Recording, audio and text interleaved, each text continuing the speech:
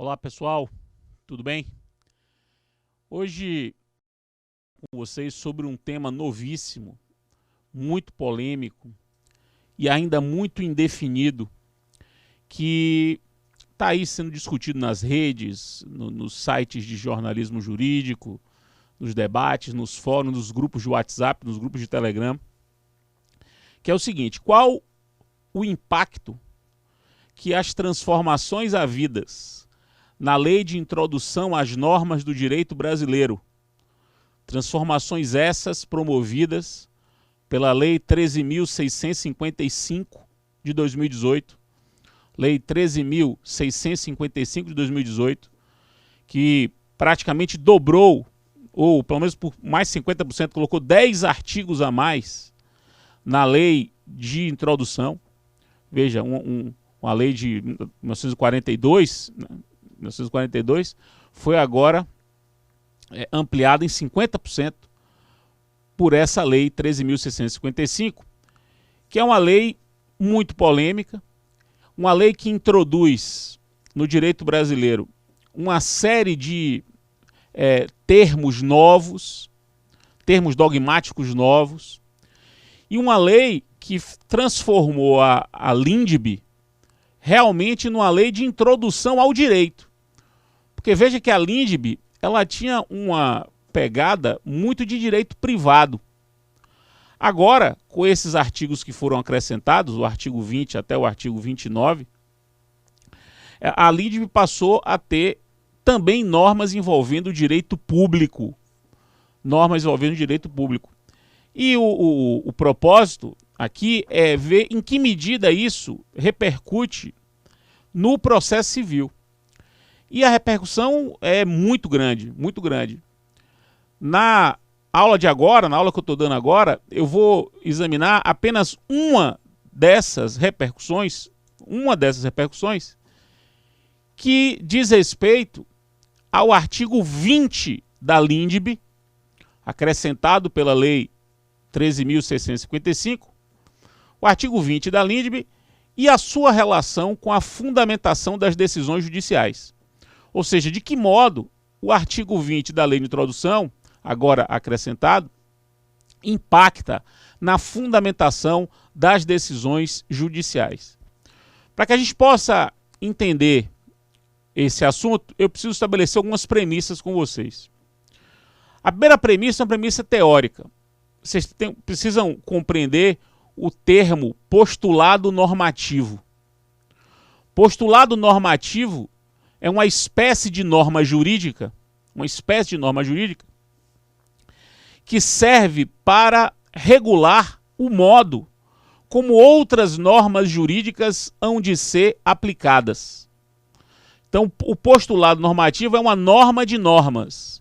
É uma norma que apresenta uma diretriz que aponta o modo como outras normas devem ser aplicadas, como os enunciados normativos devem ser interpretados.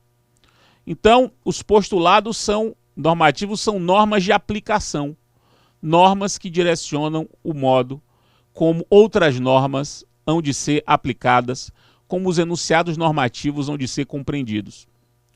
A ideia de postulado normativo é uma ideia do pensamento de Humberto Ávila, muito conhecido pelo pensamento de Humberto Ávila, desenvolvido no seu livro chamado Teoria dos Princípios.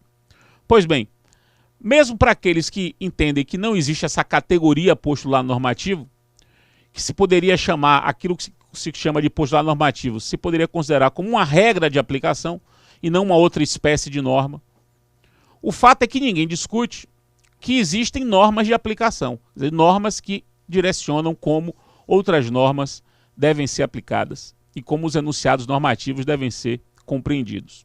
Pois bem, então essa é a primeira premissa. A segunda premissa: o CPC de 2015, ele se preocupou muito com a fundamentação das decisões judiciais. Muito. É um dos pontos mais caros e mais ululantes do CPC 2015, é o seu zelo, é a sua preocupação com a qualidade das decisões. Seja quando o legislador do CPC de 2015 esmiuça o dever de motivar, lá no parágrafo 1º do 489, o conhecidíssimo parágrafo 1º do 489, que traz seis hipóteses de decisão não fundamentada, descrevendo, seja quando o CPC 2015, ele mesmo consagra expressamente 5 postulados normativos. Ou seja, consagra expressamente 5 normas que servem para determinar como se devem compreender os textos normativos e como as normas devem ser aplicadas. Os 5 postulados normativos expressamente consagrados no CPC 2015 são a razoabilidade e a proporcionalidade. Razoabilidade e proporcionalidade no artigo 8º do CPC. Razoabilidade e proporcionalidade no artigo 8º do CPC. Integridade. O postulado da integridade, que, simplificando a coisa, pode ser compreendido como a norma que impõe a observância do direito em sua perspectiva unitária. Quer dizer, é preciso observar a unidade do direito, a totalidade e unidade do direito. O postulado da coerência, quer dizer, as normas devem ser aplicadas de modo a que o ordenamento jurídico seja compreendido como um todo coerente. E o postulado da ponderação, muito útil nos casos de conflito de princípios. Os postulados da integridade e da coerência estão no artigo 926 do Código e o postulado da ponderação está no artigo 489, parágrafo 2º. Parágrafo 2º. Então, artigo 8º prevê proporcionalidade e razoabilidade, o artigo 926 prevê integridade e coerência e o 489, parágrafo 2º, prevê o postulado da ponderação. Proporcionalidade, razoabilidade, coerência, integridade e ponderação. 5 postulados normativos expressamente consagrados no CPC. Então vejam, o CPC se preocupa tanto com a fundamentação das decisões que não só dissecou o dever de motivar no parágrafo 1º do 489, como consagrou expressamente 5 postulados normativos, que são esses que eu mencionei. Pois bem, o que isso tem a ver com o artigo 20 da Lei de Introdução, artigo 20 esse acrescentado pela Lei 13.655. Para que vocês entendam a relação de uma coisa e outra, vamos ler o artigo 20. Vejam o que diz o artigo 20 da LINDB. Joga na tela aí, Simonal. Nas esferas administrativa, controladora e judicial, não se decidirá com base em valores jurídicos abstratos, sem que sejam consideradas as consequências práticas da decisão. Nas esferas administrativa, controladora e judicial, não se decidirá com base em valores jurídicos abstratos, sem que sejam consideradas as consequências práticas da decisão. Parágrafo único. A motivação demonstrará a necessidade e a adequação da medida imposta ou da invalidação de ato, contrato, ajuste, processo ou norma administrativa, inclusive em face das possíveis alternativas. Pois bem, o que a gente pode perceber aí desse artigo? Deixa na tela, Simonal, por favor. O que a gente pode perceber aí desse artigo 20? Esse artigo 20 tem um caput e um parágrafo único. E ele traz 2 grandes normas jurídicas. A primeira é um postulado normativo, o do caput. O caput prevê o postulado normativo de observância ou de consideração das consequências práticas da decisão. Ou seja, sempre que se for tomar uma decisão jurídica, é preciso levar em consideração as consequências práticas da decisão. Então, a observância das consequências práticas da decisão jurídica é mais um postulado normativo. aqui estamos diante da consagração legislativa de uma concepção filosófica da área do direito muito conhecida, que é o chamado pragmatismo jurídico. O pragmatismo jurídico, uma concepção filosófica muito desenvolvida na teoria do direito, foi agora alçado a um nível normativo. Assim como integridade e coerência foram alçadas a um nível normativo, integridade e coerência também eram difundidos na doutrina, na teoria. Foram alçados a força de norma pelo artigo 926. O pragmatismo jurídico, que também era uma teoria, foi agora alçado a uma posição de norma jurídica. Ou seja, em qualquer decisão jurídica é preciso levar em consideração as consequências práticas da decisão. Então nós temos aí a primeira das normas do artigo 20, um postulado normativo que se junta aos outros 6. Desculpe, se junta aos outros 5 que eu mencionei há pouco e formam 6. Então, agora nós temos 6 postulados normativos expressamente consagrados. 6. Aqueles 5 que eu mencionei, mais esse, o dever de observância das consequências práticas da decisão. E a segunda norma é uma norma que está no parágrafo único, volta aí, Simonal, que é a norma que exige que quando se for aplicar esse postulado, é preciso motivá-lo. Quer dizer, é preciso motivar as escolhas feitas pelo juiz, tendo em vista as consequências práticas da decisão. Então, o juiz tem o dever de observar as consequências práticas da decisão e tem o dever de motivar quando isso acontecer. Então, você tem aí 2 normas. Um postulado, que diz como é que as normas devem ser aplicadas, e uma regra, que é a regra do parágrafo único do artigo 20, que impõe um dever de motivar específico quando esse postulado for aplicado. Câmara em mim.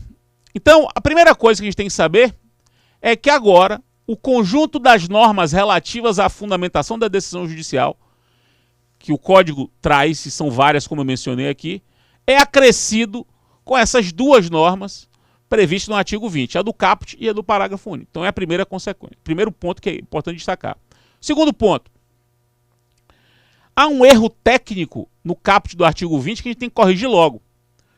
Onde se lê, joga na tela aí, Simonal, onde se lê valores jurídicos abstratos, aqui vocês entendam como princípios normativos não densificados. Valores jurídicos abstratos aqui significa princípios normativos não densificados ou pouco densificados. Isso porque não se tomam decisões jurídicas com base em valores. Se tomam decisões jurídicas com base em normas. As normas podem ser mais abstratas, como é o caso dos princípios. Então, o que se quer dizer é que não se decidirá com base em princípios normativos menos densificados ou não densificados. A ideia aqui é impedir que se decidam com base em princípios tão amplos, tão abertos, para resolver problemas concretos sem que haja uma observância das consequências práticas daquilo. Então essa correção técnica é uma correção importante de ser feita. Então isso é uma segunda observação importante. Uma terceira observação importante é o seguinte: percebam que essa norma é uma norma que se aplica a qualquer decisão jurídica. Não é só decisão jurisdicional, é também a decisão administrativa e a decisão controladora. Controladora aqui certamente relacionada à atuação dos tribunais de contas, que são órgãos de controle. Então, nas esferas administrativa, controladora e judicial, esse postulado normativo se aplica, que passa a ser um postulado transversal. E por isso, ele está na lei de introdução. Ele está na lei de introdução exatamente por causa disso. Tendo em vista o seu papel de ser transversal, de atravessar o direito como um todo. Serve a qualquer tipo de decisão jurídica, administrativa, decisão controladora e decisão jurisdicional. Um outro ponto importante para vocês perceberem é o seguinte: há toda uma teoria sobre o pragmatismo jurídico. Toda uma teoria. Então você tem vários teóricos a respeito do assunto com as suas respectivas orientações. Com o artigo 20, a discussão sobre pragmatismo jurídico muda um pouco muda de natureza. Muda de natureza. Antes era uma discussão teórica e agora passa a ser uma discussão dogmática. Ou seja, é preciso dar contornos dogmáticos a esse dever de observância das consequências práticas da decisão. Quer dizer, é preciso que as pessoas tenham essa consciência. Do mesmo modo que as discussões sobre integridade e coerência eram discussões teóricas, cada um tinha a sua percepção sobre integridade e coerência, e foram normatizadas, a mesma coisa aconteceu aqui com o pragmatismo. Então, a partir de agora, nós temos que nos preocupar com as consequências normativas desse dever de observância das consequências práticas da decisão. Então, essa é outra observação importante. É preciso mudar a natureza da discussão, que é menos discussão teórica e mais uma discussão dogmática. Um outro ponto importante que precisa ser levado em consideração é o seguinte: esse novo postulado normativo, ele deve ser compreendido dentro dessa rede de postulados, ao lado dos outros 5. E os postulados normativos têm essa característica: eles devem ser aplicados sempre ao mesmo tempo, mas de forma combinada. Não há como você pensar que em todo caso os 6 postulados vão ser aplicados conjuntamente. Até porque às vezes eles podem se chocar. Você tem que combinar a aplicação deles caso a caso, e são as circunstâncias do caso concreto que vão determinar qual o postulado deve preponderar em relação ao outro no caso. O que a gente tem que fazer, e essa é uma observação importante, é fazer um jogo concertado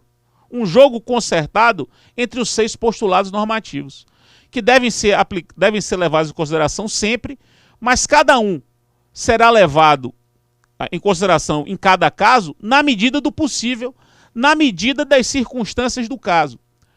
É importante perceber, portanto, meus caros, que é muito difícil se não impossível, você estabelecer uma hierarquia entre esses postulados.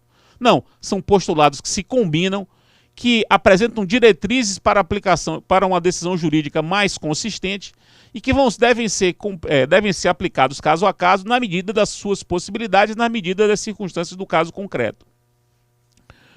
Um outro ponto que é preciso levar em consideração é uma observação que foi feita pelo professor Vitorelli, muito correta, que é o seguinte: esse postulado, ele não se aplica apenas nos casos de princípios abstratos. Na verdade, é um postulado que serve para a aplicação de qualquer norma. Qualquer norma deve ser aplicada dessa maneira. E ele tem razão. Esses postulados todos não são postulados apenas para a aplicação de normas mais densas, ou menos densas. Esses são postulados que se aplicam à aplicação de qualquer norma. Essa observação de Vitorelli é uma observação importante. Notem que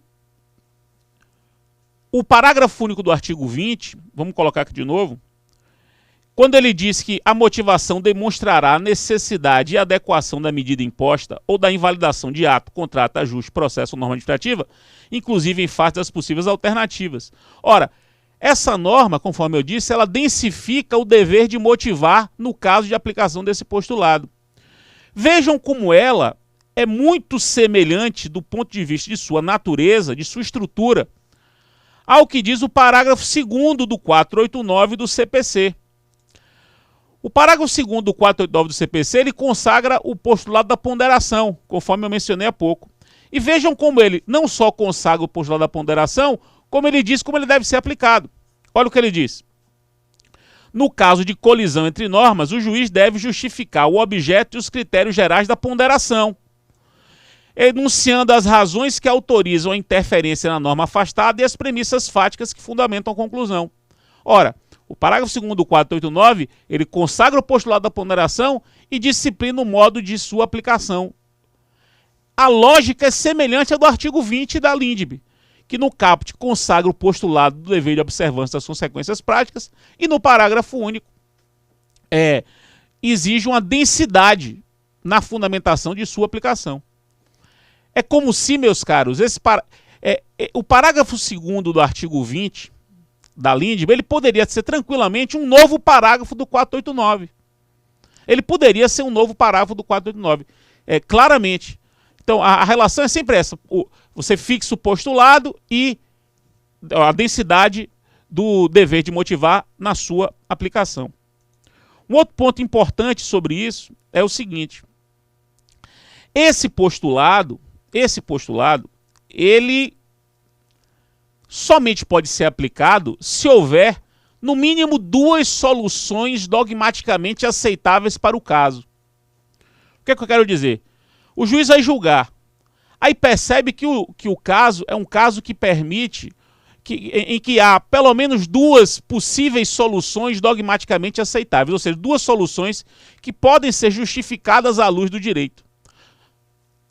Havendo 2 soluções, diz o postulado, o juiz tem que tentar observar as consequências práticas de cada uma delas e tentar dar a decisão que seja menos impactante. Esse é o propósito. Você vai ver as consequências práticas da sua decisão, o impacto que isso vai ter. E se as 2 são dogmaticamente aceitáveis, opte por aquela que seja menos impactante, que cause menos problema, que cause menos consequência. Cause menos consequência prática. Pois bem, esse é o propósito, ou seja, esse postulado só pode ser aplicado nessas hipóteses, em que houver, no mínimo, 2 alternativas possíveis. Por quê? Porque esse postulado não pode justificar decisão em desconformidade com o direito. Quer dizer, o juiz não pode deixar de aplicar o direito, deixar de dar uma solução em conformidade com o direito, para dar uma solução em desconformidade com o direito, só porque ela é menos impactante. Então é preciso decidir conforme o direito. Portanto, o postulado da integridade nesse ponto serve como um anteparo, serve como um quebra-mola do postulado do dever de consideração das consequências práticas. Eu tenho que levar as considerações das consequências práticas, mas não posso decidir fora do direito. Eu tenho que decidir de acordo com o direito. Um outro ponto importante é o seguinte. Como eu tenho que examinar as consequências práticas, o juiz vai ter que fazer uma espécie de prognose. Ele vai ter que fazer uma prognose sobre o que vai acontecer com a decisão. E essa prognose, as prognoses do juiz, ou seja, a análise do futuro, o juiz vai dizer assim, se eu tomar essa decisão vai acontecer isso, isso, isso. Se eu tomar aquela outra vai acontecer isso, isso, isso. Ou seja, ele vai ter que prognosticar. Essas prognoses têm que estar na decisão. O juiz tem de explicitar as prognoses. E, evidentemente, essas prognoses devem estar lastreadas em prova. Quer dizer, o juiz vai ter que fazer o prognóstico com base em prova. Prognóstico A com base em prova. Prognóstico B com base em prova. Então, nós temos aí 2 coisas importantes. O juiz tem de declinar na decisão, explicitar na decisão quais são os seus prognósticos. E esses prognósticos devem estar lastreados em prova. Isso é muito importante. E além disso, o juiz tem de declinar as razões jurídicas que o fizeram optar por esta ou por aquela solução. Então o juiz tem de dissecar na fundamentação os prognósticos, demonstrar como esses prognósticos são amparados nas provas produzidas, e declinar quais as razões pelas quais ele optou por essa ou por aquela solução. Por essa ou por aquela solução. Isso é um mínimo que se exige para a aplicação desse postulado do caput do artigo 20. Agora, o que é curioso é o seguinte.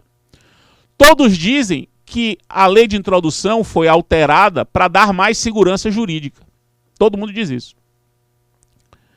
Dar mais segurança jurídica, para evitar decisões não fundamentadas.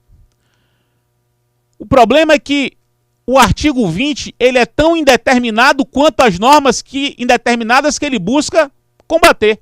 Quer dizer, o artigo 20 também é indeterminado. O que são consequências práticas da decisão? O que são valores jurídicos abstratos? Isso também é indeterminado. E é indeterminado com um problema, que é o seguinte. Nós não temos doutrina sobre o assunto. Nós não temos jurisprudência sobre o assunto. Então o texto normativo surge, um texto normativo novo, complexo, sofisticado, que não traz consigo um lastro teórico de doutrina brasileira sobre o tema, nem um lastro de decisões. Teremos que começar a construir isso do zero. Ou seja, há um paradoxo aqui. Busca-se segurança aumentando a insegurança, pelo menos não aumentando a insegurança no primeiro momento. E eu estou dizendo isso não criticando o dispositivo. Eu acho que esse dispositivo é tão bom quanto o 8º, quanto o 489, quanto o 926 do CPC. Não é ruim que a lei traga esses postulados normativos. Não é ruim. Assim, do ponto de vista, no meu modo de ver, o dispositivo não é ruim por isso. Só é curioso que se pense que com esse dispositivo você vai dar segurança jurídica. Não. Talvez com o passar do tempo, quando a gente amadurecer a aplicação não só desse, como dos outros postulados normativos, as coisas fiquem melhores.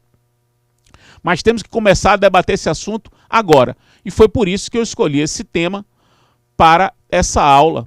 É especial, porque é um tema muito novo, para já começar essa discussão.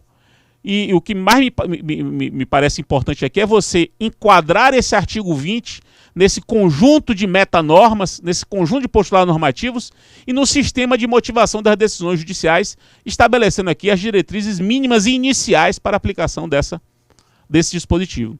Era isso, meus caros. Espero que vocês tenham compreendido. Aquele abraço.